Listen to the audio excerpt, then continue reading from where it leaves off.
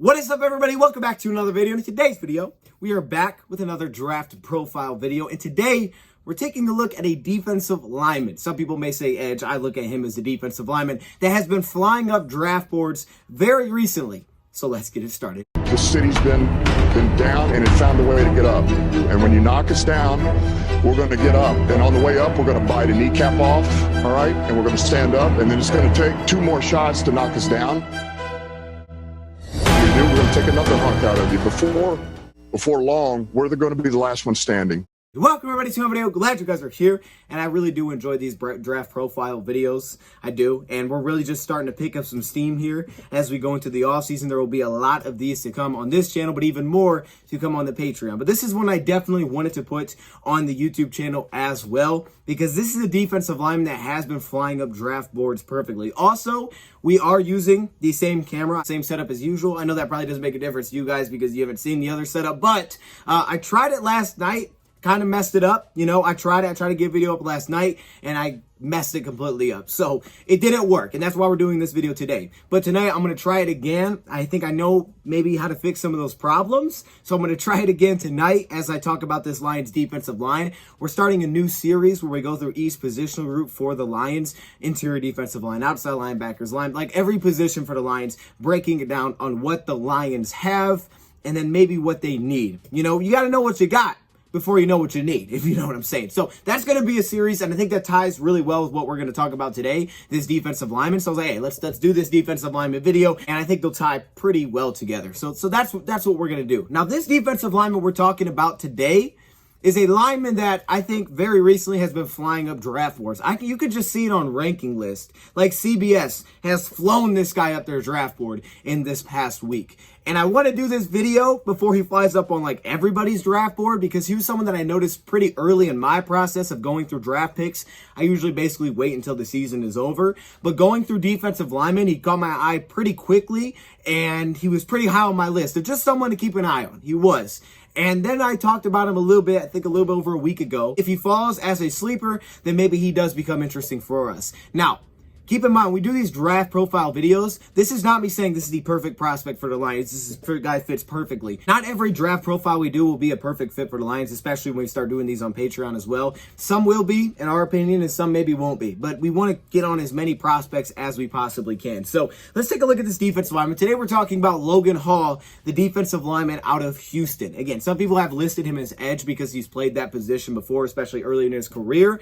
But I'm not going to list him as an edge because I definitely don't think that's his fit in the NFL. And there's things that I love about this guy's game, and that's why he caught my eye so fast. I remember which game it was.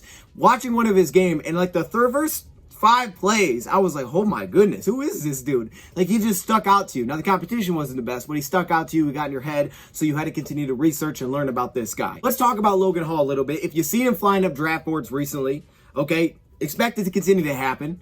And if you haven't, and if you don't know who this guy is, then great. We can still leave kind of that sleeper aspect a little bit to his name. I feel like there's still a little sleeperness in this. Let's talk about who is Logan Hall. So this is a defensive lineman from the Houston Cougars. Okay, so he played in the AAC conference with Cincinnati, teams like that. And he's had a pretty big transformation throughout college. That came into Houston as a pretty small defensive lineman. He's been there for 4 years, about 240 pounds. They were using him more on the outside, but really in 2020 is when he started to make some changes. You saw him bulk up to about 260. They started using him more in the interior, and right now he's listed, there's multiple different listings, from about 270 to 280. He's in that range, that size. So he's continued to put on weight. He's filled out really well. You got to believe that there's much more room where if he went to an NFL team that would need him to bulk up 5, 10 plus pounds, he could probably do that and have no problem with it because he's been doing it throughout college. And it's helped him a ton with his college career. So for Houston, they very recently had a first-round pick from this defensive line, Peyton Turner, who went to the New Orleans Saints. So I guess maybe that's like a tiny little connection because that happened in 2020. But they play a little bit different defensively than we do. They play a 4-2-5 type of defense. So A little bit different than we played, especially this last season with Todd Walsh, where we were more 2-gap, 3-4 is what we came into the year. Things did change throughout the year, and we'll break all of this down in that positional video. That's why I wanted to do this for each position, see where we're at, what do we do schematically, who fits, what do we need, things like that. They recently drafted a first-round pick, Peyton Turner. Now, I don't believe he played a ton this past season, but with the drafting of Peyton Turner in the first round from that defensive line, it left a hole, it left a void for someone to step up and be the guy on the Houston defensive line. And that's where Logan Hall comes into play. His stats took a huge jump. He became the guy on that defensive line this past season. And it didn't start out that way. Like the first game that he played against Texas Tech, they actually played him as more of a defensive end / edge, lining him up for the tackle all the time. It wasn't the same, but as the season went on, they started pushing him into the interior more and more often, and you really started to see this guy thrive. And he just was flashing left and right, making plays left and right, run game, pass game. Logan Hall also has some height to him as well. He's 6'6", and I believe Peyton Turner was also 6'6" coming out. So, there's definitely a variety of defensive line. Like an Aaron Donald was 6'1", so you definitely get that, differential there. But this past season, he played in 12 games, and most games that he's played, his numbers they just took off completely across the board. You can see it here. 47 total tackles, 13 tackles for loss, 6 sacks this past year, and he was a first team all AAC player this past year without Peyton Turner. But because he went to Houston, you can easily be overlooked because you really don't see Houston play. Actually, I did see Houston play like 3 times this year live, which is kind of weird, but I did. I've watched them in few games this year, and that's because they only lost 1 game in the regular season. I mean, they lost their opener to Texas Tech, and then after that, I think they won 11 straight. So you saw them on TV a little bit this season. But this is number 92. Let's dive right into this draft profile. Let's start off with the versatility / role. Is there versatility within his game? What is his role on a defense? Let's start there like we did with the receiver. As I said, he's been much more used in the interior. And the one place that he seems to have the most impact is lining up really in a 3 technique, a 2-eye technique, over a guard, inside of a guard. That seems to be his best position. That seems to be where he's been his most dominant consistently, and that's where Houston has seemingly used him a ton this season. But there's versatility outside of that without question because of his background of lining up like an edge defender or like he did in week 1.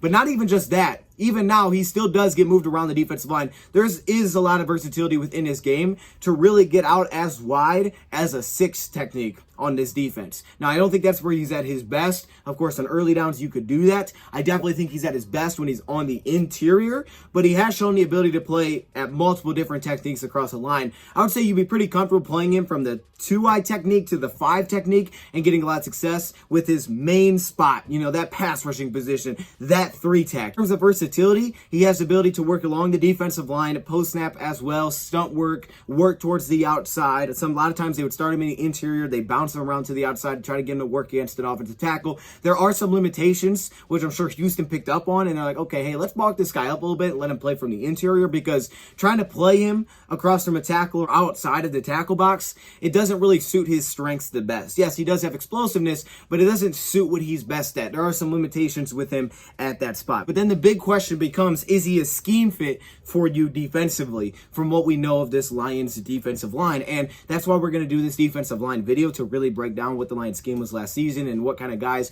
would fit this. I wouldn't say he's a perfect scheme fit with how he played at Houston. Now, does that mean he couldn't play in this defense? No, because I think there's a lot of ability here that could easily translate to what the Lions did defensive line-wise this past year. And plus, we don't know exactly for sure how the Lions defensive line or their front is going to look next season. It could change based on the personnel that they have. But what the Lions did a lot last season was a lot of 2-gap technique. And it was even something that coming into the year, Todd Walsh talked about. He said, defensive linemen, they love to get after the quarterback, but you have to earn the right to rush the passer. You're going to have to stay square to the line of scrimmage and not run around guys. You're going to have to stop the run and build a wall first. Remember how he kept saying build a wall? That's how the Lions played defensively this past year. Now, they did adjust different looks, some more 4-3 looks. They changed things up based on the personnel that they had. But as a whole, the Lions played a lot of 2-gap defensively, which was more of kind of the read and react defensively. You're not necessarily shooting gaps on early downs. You're trying to hold your ground. You have a primary gap, and then you have your secondary gaps, right? So it's more about holding your ground, congesting things in the interior, keeping your linebackers free to dive in and make plays, all right? We weren't playing as much 1-gap this past season, which I believe that's what Logan Hall was doing a ton of at Houston. He was playing a ton of one gap, shooting gaps on early downs, and that's why a big reason you see his numbers like they are. And we're going to get to this defensive line breakdown tonight, and I don't know when that video will be out, probably tomorrow. We'll see, though, if I'm able to get it out tonight. But when you just look at these statistics for our defensive line, you'll notice there's not a lot of pressures, there's not a ton of tackles for loss, there's really not a lot there sacks-wise. It's a lot of it because of how the lines are playing things schematically. Now, some of that is, of course, who you played against. Early in the year, you played mobile quarterbacks, and some of that is just players that you have. But it wasn't that style of an attacking, front four, I guess you could call it, or defensive line. The Lions played a lot of that read and react, and they did that trying to stop the run. They struggled to stop the run a little bit. Again, we'll get into that. But that's how the Lions played defensively. For him, shooting gaps, trying to jump, make plays in the backfield. It was a different style that he played. But I do think there may be traits within his game, and there may be the skill set there to translate in this defense if using him correctly. And I think a big part of that would probably be putting on some more weight to his frame, because he's handled it well. I think he put a little bit more weight. Okay, I'm not saying add 30 pounds. I'm saying add like 10 pounds, 10 pounds. I think he could definitely fit within this defensive line. So let's talk about it. Let's dive into Logan Hall as a player, and we'll talk about that more. Let's start with the run defense. And like I said, there's really a lot to like about his game. You just have to understand that it is a little bit different schematically. One thing that sticks out, and I guess you could throw this into the trait of an intangible, and you see this also as a pass rusher early when you turn it on, is that there's just a couple things in his game you have to love. You really do. Some of those traits you just have to love. First off, wrote down mean streak. Now, usually you say that with guards or centers or tackles, some sort of offensive lineman. But I'm saying this with a defensive lineman. To me, he has that mean streak to his game. And what does that mean? Well, he's a finisher. He's an absolute finisher. It's one of the most important traits a lot of people look at for an offensive lineman. Is the guy a finisher? Does he play through the whistle? That kind of thing. This dude is a finisher. He has that mean streak. He's going to play through the whistle. He wants to throw you on the ground, even if it has nothing to do with the play. He is that kind of player. He plays that style of football, and I absolutely love it on the defensive line. Okay, now that's a trait that can translate to any defense that you're in. We overuse this word, but I think he is relentless. I really do. Like, he's the type of player as a pass rusher, he's going to stick with it, but specifically talking about run defense, the pursuit, trying to get involved in every tackle that he possibly can, sticking with plays, fighting through double teams. There is that relentless approach as a run defender, pairing that with being a finisher, having that mean streak mentality. The place that I like him most, and I think that was his most dominant, with Houston, was around that 3 technique, okay, around the guard. You can line him inside the guard, but around that position on the defensive line. He actually does a really good job of winning with leverage and also using that to his strength, and he does the exact same thing as a pass rusher. So I'm going to save some of that until we get to the pass rusher side. But for a guy that's 6'6", you would think that would lead to a lot of issues of being up too tall, standing too tall, losing leverage. But for him, he actually is fantastic at winning the leverage battle off the snap. And that gives me some Levi vibes a little bit from him coming out of Washington. Some that, of course, we loved was that get off, the first step, the explosiveness, staying low. And when he stayed low, he could make some dominant plays. And really this past year, we saw that with Levi as well. There were some fantastic reps that he put out there, and you're just like, dang. But at the same time, he would also then stand straight up. He'd get pushed in the chest. He'd get moved out of a play, get completely thrown out of his gap. And that's why Tyler Walsh said he just needs to be in the weight room this offseason under that squat bar. Because for him, he just needs that consistency to stay low. And you have to pair that with his hand placement. I think his hand placement is great as well as a run defender. He can get inside your chest if you leave it open. He'll get your hands on you. He'll get his hands on you very early. I think he's got a ton of upper body strength, but he also is very technically sound with how he uses his hands, how active he stays in his upper body. He's got a lot of strength. And like I said, that pairs with being a finisher. But at the same time, it's a lot of the small things that he does technique-wise to put himself in a really good position as a pass rusher or as a run defender. The way that he uses his hands to help him on run defense really sticks out to me, because a lot of the things you see him doing against the run, you would just assume, well, that's a pass rush move. But he utilizes that as a run defender as well. It's also something I think Aaron Donald's great. He's like maybe the best, maybe the best defensive lineman ever. I don't know. I'm not going to get into that.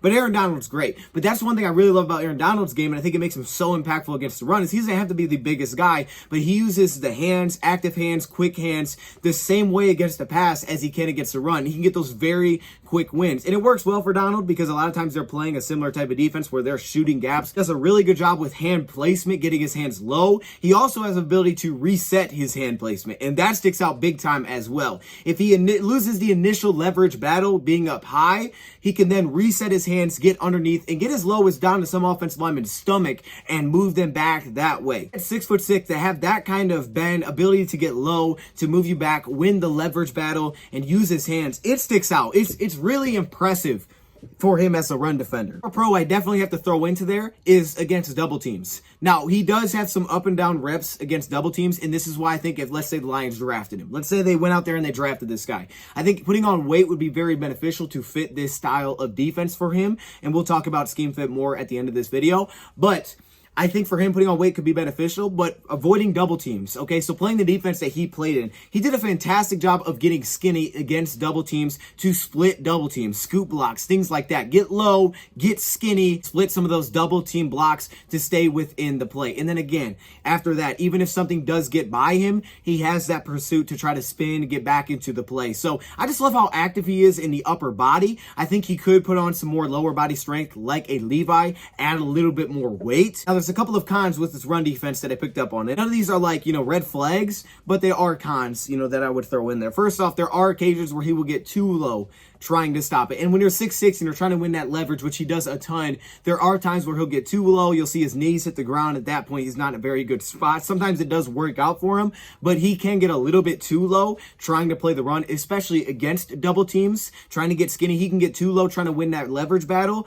and at that point, he can go down to his knee, and that could be a problem. Now, when you take a look at him at other positions along the defensive line, I'll specifically talk about him lining up over tackles, 5 technique, 6 technique, out wide. Like he's much more impactful in the interior, or he was much more impactful. He didn't necessarily have the athleticism to set the edge extremely well. He wasn't that fast. He'll give you incredible effort. He does have experience doing it, which is never a bad thing. And I also don't love him out there as a pass rusher either. And we'll talk about that. So it just didn't make a ton of sense to have him there. So for me, his best fit definitely is on the interior of your defensive line. The biggest question then just comes to scheme. And to me, you'd probably play a similar role to that 3-tech kind of style, like a Levi or like a Brockers did from time to time. I mean, really, all our guys moved along the defensive line. Maybe push himself closer to about 285, 290. And I think he could fit way better in this defense for being able to play square on the line of scrimmage. I think he has the ability to do it. Wins the leverage really well. One-on-ones, he's just an absolute nightmare. And I know his competition wasn't always the best, but he was a nightmare for offensive linemen against the run one-on-one. Because even if he didn't beat you with his first step, because one thing that I also throw in as a con is there are reps you'll see where he gets off the ball late. Right? And that's not good. I mean, Levi had some of those too, but he'll get off the snap a little late. But I don't think he leans on his explosiveness to win in the run defense. I just think that's the scheme that he's in. He wins run defense by his leverage, his upper body, and his active hands.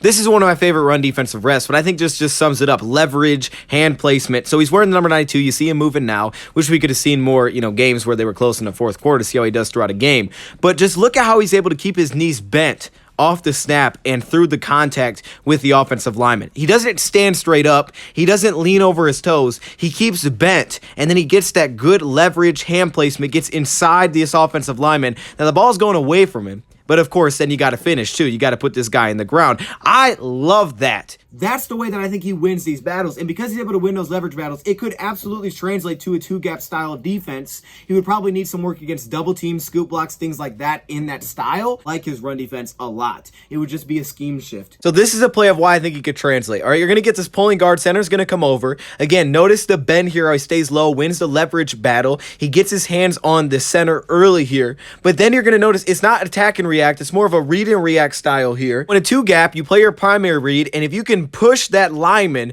back into your secondary gap, I said read gap, all right, push his butt back into the secondary gap, and you can see that he's able to do that on this play. Now the run goes away from him, but that's a really good rep. For sure. Unless the Lions changed up their scheme this offseason, they started playing this 1-gap, shooting gap defensive style next year. What we know about the Detroit Lions defensive line and the way they played schematically is they continue to play that 2-gap style, but it did change throughout the season. We saw based on personnel they had. We saw against Cleveland a lot more of their big body defensive linemen because they were missing both Romeo and Trey for the first time that season. And then you go back to earlier in the season when they played Minnesota first time around, and they didn't have Romeo Quara in that game, so they played a 4-3 look. So the Lions have shown versatility within their defense, but it still continues to be that two-gap style. I think he would fill in of a role the way I see it, of kind of filling into that Nick Williams role. A lot more upside with him to fill into that kind of role. I mean, he'd be a starter like Nick Williams kind of was this past offseason, because I expect Levi to take that big jump and become the guy next season. And the Lions, definitely believe in that guy, but they also rotate their D-line a ton. And the versatility that we've seen throughout his career, getting to play at different spots, becomes extremely valuable when you take a look at how we've used our defense linemen this season. Every game is different. I mean, we lined Nick Williams up as our nose tackle in some games. We did. For Logan Hall, I could see the main spot mainly being that 3-tech type of position on this defensive line, filling in kind of where Nick Williams was playing for us, but having the ability to line up across from an offensive tackle, to line up even closer inside. That's why I think putting on a little more weight could help him a little bit more closer to the interior to be able to take some more reps there. But having already the ability to line up a little bit wider, get out to the 5 technique. I mean, he's more athletic than Ali McNeil, and Ali McNeil could do it. So that versatility becomes extremely important. Also, another trait that I like is his disengagement ability. Now, that shows up as a pass rusher. When I talk about the swim move and his activeness with his hands, same pass rush moves to help him as a run defender. That ability to disengage from offensive linemen, I think, would automatically give you a bump from what you were getting from a guy like Nick Williams. Another thing that I also think would be huge here is he does have more explosiveness. And I don't think he's like Levi explosive. I don't. But he does have explosiveness, even with some more size, than a guy like Nick Williams would have. So when teams hit you with a zone run, have that opportunity to get into the backfield, he would have more explosiveness to get back there quicker off the snap. So I think there's upside that he gives you that the Lions didn't have with some of these guys last season. A lot of teams are looking at him as a 4-3 defensive end, but for our defense, 3-4 defensive end, he may just have to put on a little bit more weight. But keep in mind, we have guys like Eric Banks on this roster under a futures contract. I know he hasn't really played, but he's 275. He's about the same size, maybe be a little bit bigger than Eric Banks, who played a similar role back with the LA Chargers, a 3 technique and a 2-gap style. So they have guys like that on this roster. He could definitely, I think, fit, and he could transition himself to fit this. As a pass rusher, this is where all the fun comes into play, right? Because we're not talking at this point shooting gaps as much. We're talking about purely, can you get after the quarterback on those obvious pass downs or on any pass down? And the answer is yes. And again, same thing comes up here. I think he's definitely better on the interior. Like when he got out wide, the obvious limitation here is that he didn't have that natural bend flexibility around the edge to give you a speed rush. He does give you ability to stand outside, and we'll talk about that. Does that mean I can't line him up at a 5-tech? No, I definitely think you can, like we did this year. Yeah, you could definitely line him up there on rundowns, things like that. The way that he sets up linemen. He's got an arsenal of moves, but his go-to being the swim move a majority of the time.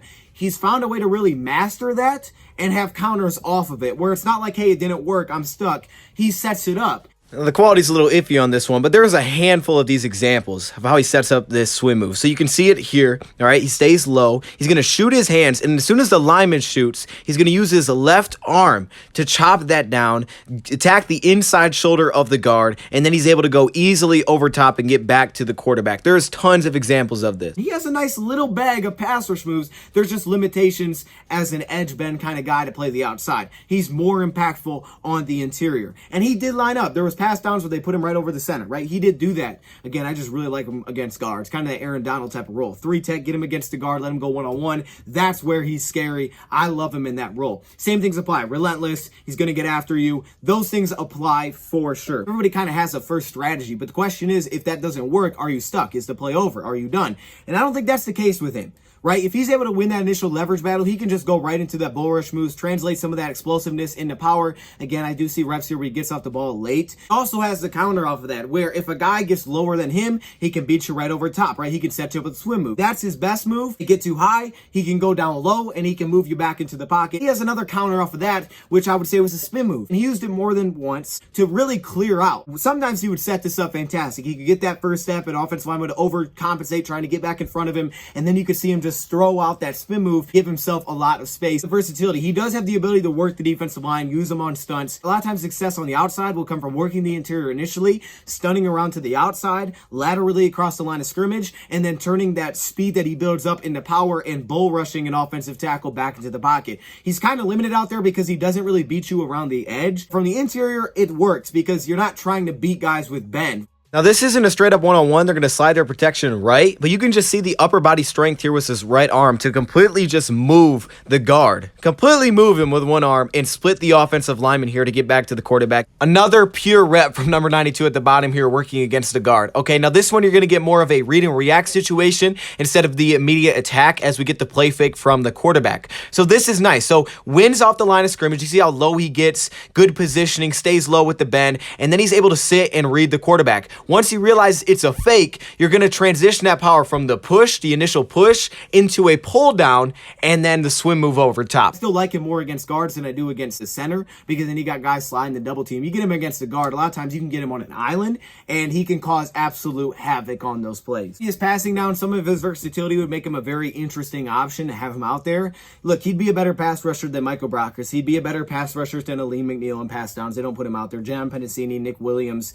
Levi, I think he's got a lot of pass rush upside. We just saw very inconsistent play because he was inconsistent against the run, so we didn't see him. We didn't get enough of obvious pass downs, but he also has the ability to get pressure on early downs. Now again, scheme is a very big part of that, but his ability to get off of offensive linemen, right? To get off offensive linemen to win that lever battle can allow him to get pressure on early downs, where if it turns into a play action, he can get to the backfield because he can disengage with the best of them. One little thing I want to throw in here like this, if he's unable to get to the quarterback before he gets the ball off on this play, I do like how he puts his arms up. You know, I mean, hey, it's a little thing, but a guy that's 6'6", how many batted balls we had in certain games? I think Seattle, right? I mean, hey, knock the ball down. I love it. It always starts with the run defense. While I really like him as a run defender, the biggest question comes with scheme fit, because it's not the exact scheme. And if the Lions stay doing the same thing they did this past season, it wouldn't be a direct translation. He would have to change it up a little bit. I do think there is ability. There's the strength to do it. I think he would have to bulk up a little bit more, probably in the lower body, just like Levi.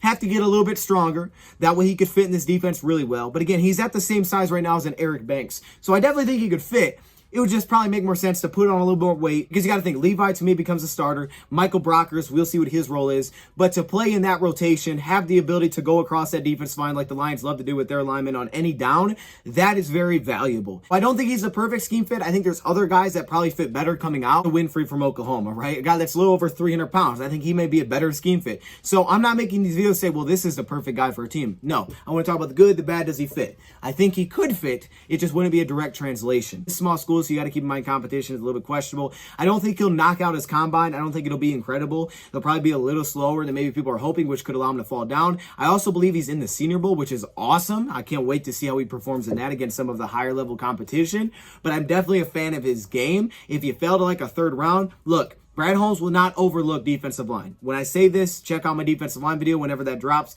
He will not overlook defensive line. It's not in his background. It's not what he knows. He will address the D-line. He will. But if this is someone that's like a first-round pick, I don't see it happening. Definitely think he can transition to the National Football League, and he has handled his weight so well that asking him to put on 5-10 pounds would not be an issue to me. Maybe he doesn't even have to. Maybe he doesn't. But I think it would help him a little bit more. Let me know your thoughts in the comments below. This is Logan Hall. Defensive line video coming out later. Thank you, Prof, for watching, and I'm out.